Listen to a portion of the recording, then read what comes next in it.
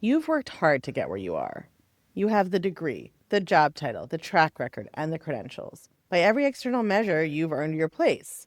And yet, there's a voice in the back of your head that says, it's only a matter of time before someone figures out that you don't actually belong here. Maybe you attribute your success to luck, or timing, or the fact that you were just in the right room, or people were just being nice to you, but you don't attribute it to your actual ability. That feeling has a name. You probably already know it.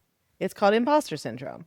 And if you've ever Googled it hoping for a solution, you've likely been told to fake it till you make it, or collect a list of your achievements, or just tell yourself you're more capable than you think. And I'm going to guess that none of that shit worked. So today, I want to tell you what imposter syndrome actually is, where it really comes from, and what it really takes to change it.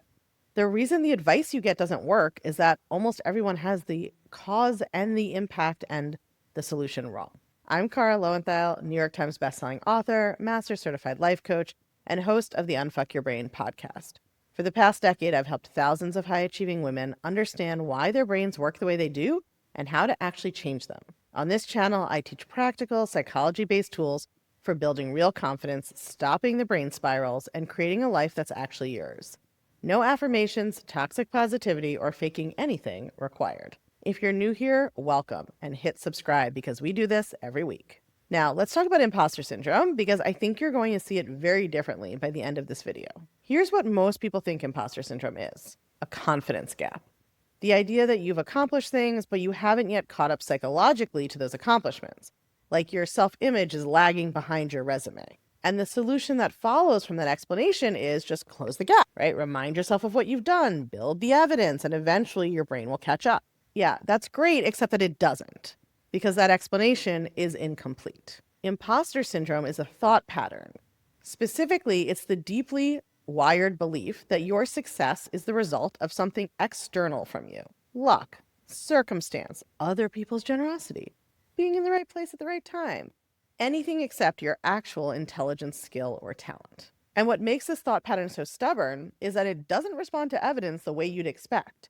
You can add more and more accomplishments to the list, and your brain will find a way to explain those away too.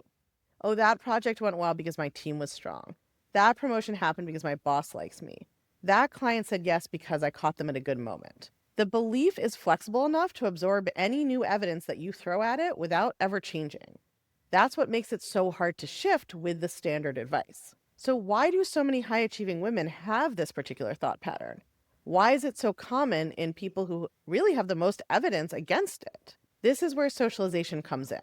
And I want to be really clear by what I mean by that, because it's not about blaming your parents or society and just calling it a day. This is about understanding the specific mechanism so you can actually change it. From a very early age, women are taught that their success is contingent on external factors, on being liked, on not taking up too much space, on being seen as collaborative rather than ambitious, on getting lucky enough to be recognized. Women are consistently socialized to attribute their failures internally, right, to think I wasn't good enough, and to attribute their successes externally. I got lucky, someone was being nice to me. Men are trained to do the opposite.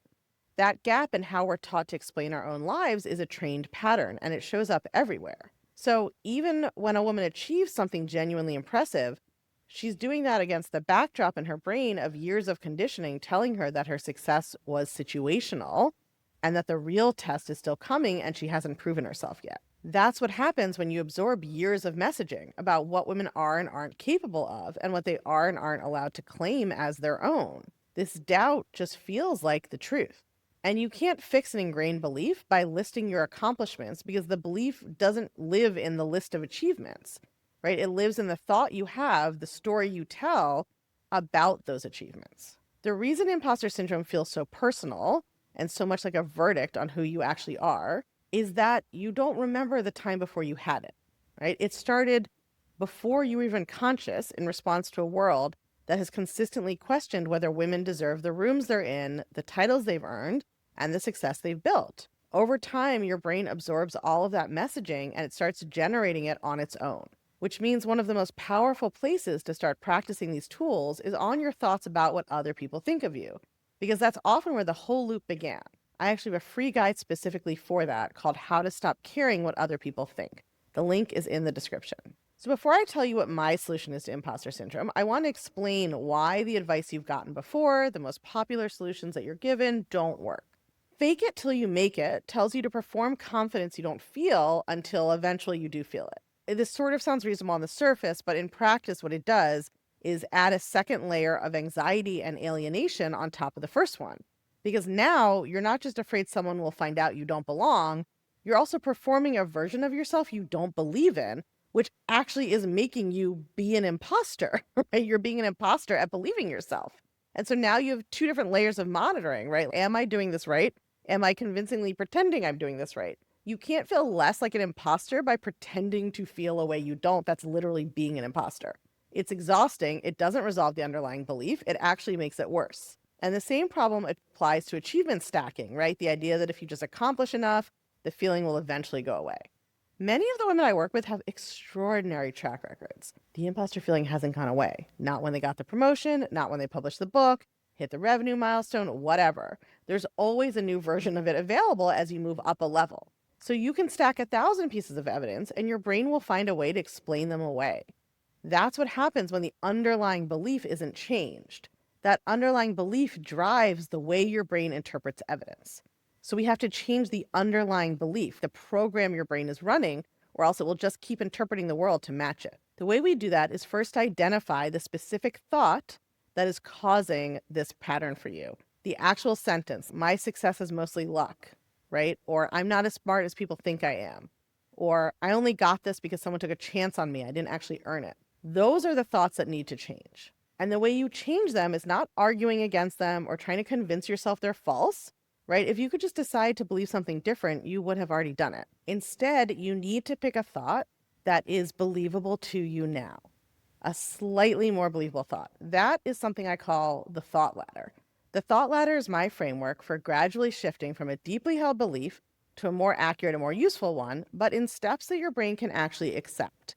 You're not leaping from I'm a fraud to I'm brilliant and I deserve every bit of my success. That gap is too wide. Your brain is going to reject it immediately.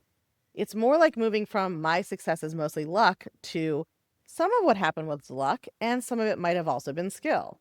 It's just a tiny little step, but it's more believable. You practice that and you build from there rung by rung in order to change what thought your brain defaults to. This is a process. It takes repetition, but it will actually work because you're changing the belief that's running this whole pattern instead of trying to perform over it. Imposter syndrome is just a pattern that you have absorbed through years of socialization. It's not proof that you truly don't belong or haven't earned your success. It's just a set of thoughts, and thoughts can be changed. That is the whole point of this work. As I also like to tell my clients sometimes, if you've successfully run a long con this whole time and convinced everyone you've ever worked with that you know what you're doing when you don't, you're probably smarter and more capable than you think. Either way, if you've been trying to fix this by achieving more, doing more, and proving more, watch this next. The video is called Why Success Doesn't Create Confidence, and it walks you through exactly why the achieve your way out of self-doubt strategy keeps failing high-achieving women and what actually creates confidence instead. It's the next piece of this puzzle. I'll see you there.